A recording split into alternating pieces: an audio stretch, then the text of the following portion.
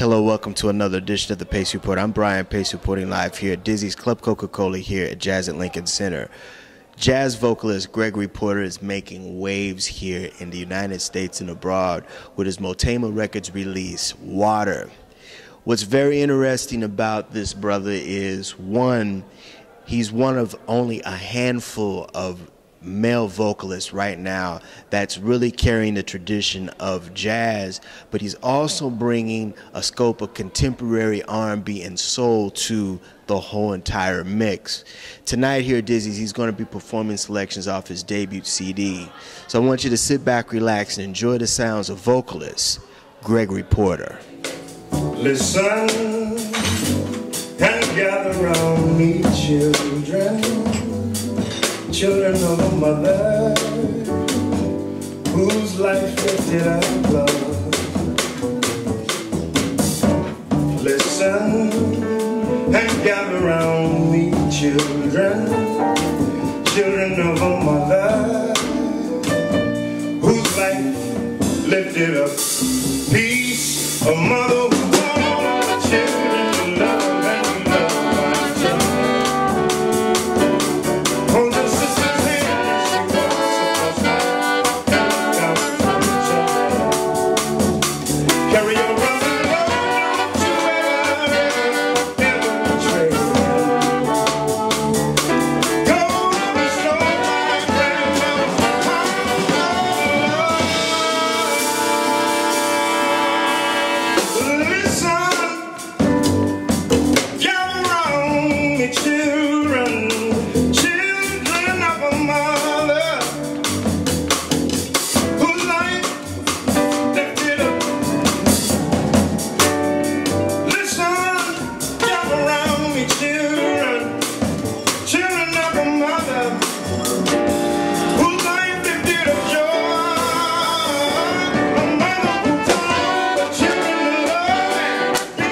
Water. This is a very important feat for jazz because you, in the exception of Jose James, are really standing out in the forefront of doing jazz vocal right now. Mm-hmm. Well, thank you, thank you. Yeah, I'm just, you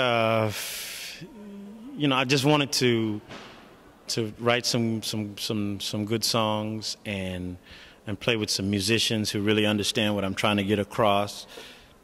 And the response has been positive. I'm looking forward to you know, to having other ears hear me. And you know, it's not like I don't need to be a star. I just want to be able to share the music.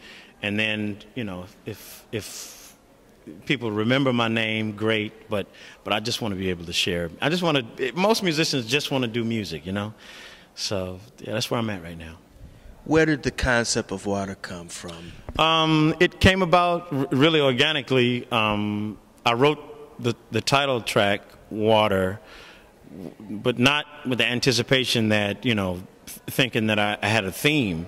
But it kept coming up in some of the songs, in Skylark, and it came up in the tune Wisdom, and you know, on and on. The theme of water, the redemption, the cleansing, the renewing, the growth of water finds itself in many of the themes throughout the tracks on the album.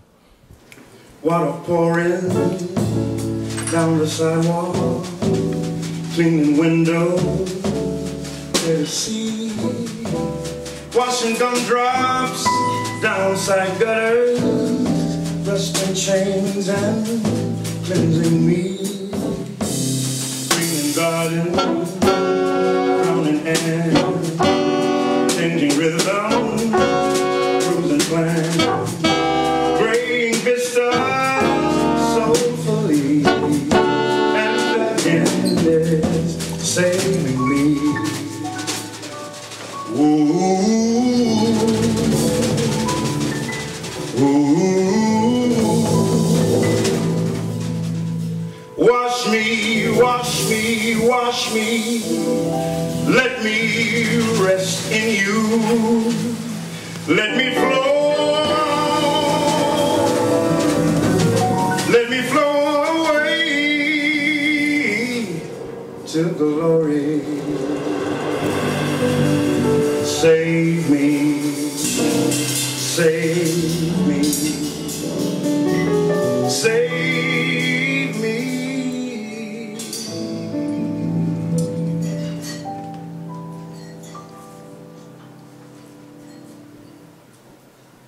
Water pouring down the sidewalk, cleaning windows in the sea, washing gumdrops downside gutters, dusting chains and... There's a very soulful connection on this album, and there's also a very traditional big band. I mean, because the horns really kind of added a whole nother dimension to what you were trying to communicate. Mm-hmm. Tell me, explain that. The horns, like for instance, on 1960 What, add like a soul shout, you know, a chorus of shouting, of protest, and they lay a soft palette of just a warm sound when I'm doing a ballad. So, you know, the combination of the horns that I'm using on the recording and the live performances has really allowed me to amplify my my musical ideas. And in your lonely flight,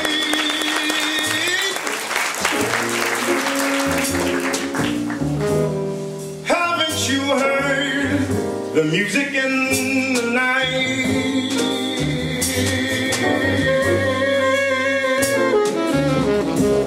Wonderful music, faint as a willow, crazy as a loon, as a gypsy serenading the moon. Sky low,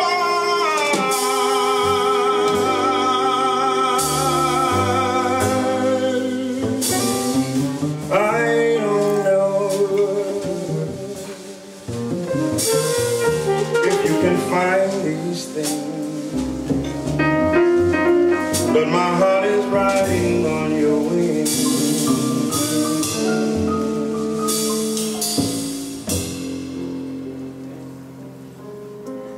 So if you see him,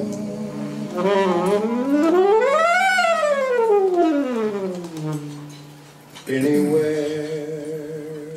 Let's talk about California, growing up L.A., Bakersfield, and you all the way out here in Brooklyn.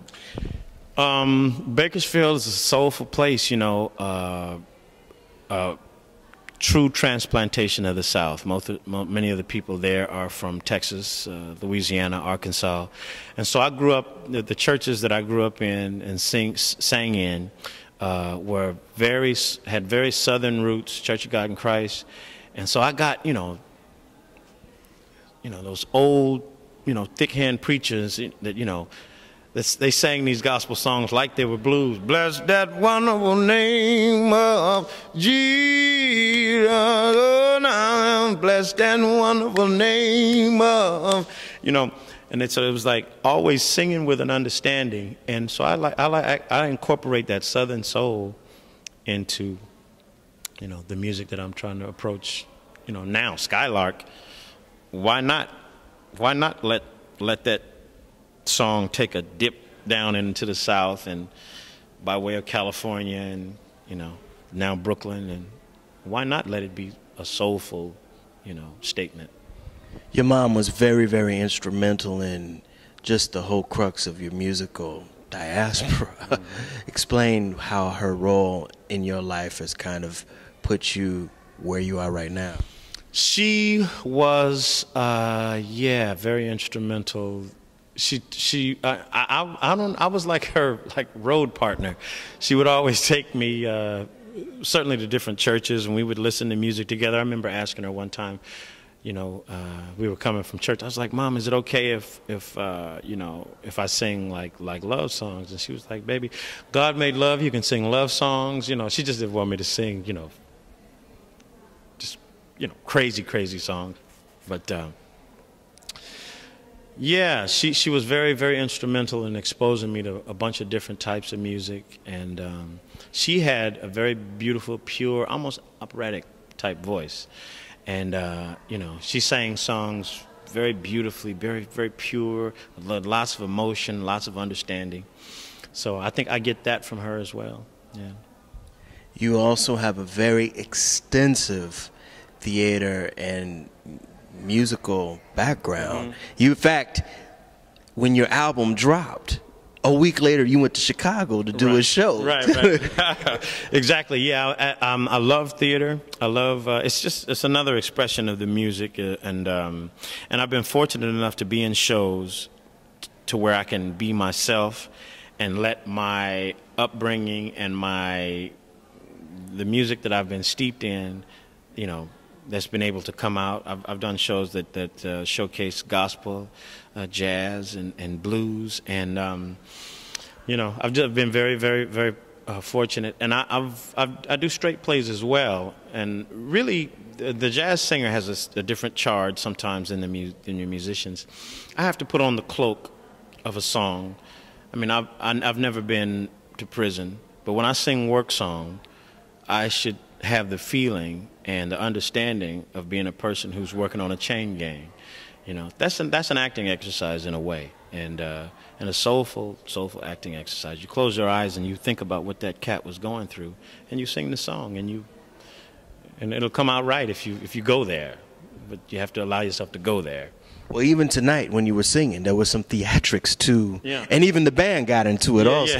Yeah. You know, we just kind of let ourselves go and let ourselves be, and yeah, so it was nice. Musically, where do you want to go next? Because this was the debut of Gregory Porter, but they always say in the business, the second CD or the second album is what the sophomore jinx. Yeah, I want to you know, to continue with my writing. That's important to me, is, you know, allowing my statement to get out, and so I'm gonna continue to write, and there's some soulful things that have already been written that I can step right into. Yeah, so I'm looking forward to the second album and sharing the music with people. So, yeah. That'll do it again for another edition of the Pace Report. I'm Brian Pace, reporting live here at Dizzy's Club Coca here at Jazz at Lincoln Center. I'd like to personally thank Gregory Porter for his time, as well as the staff at WBGO, as well as the staff here at Dizzy's. As always, please visit my website, www.thepacereport.com, for my weekly column as well as my past segments. Until next time, remember, if it's in the groove, it'll make you move. Peace.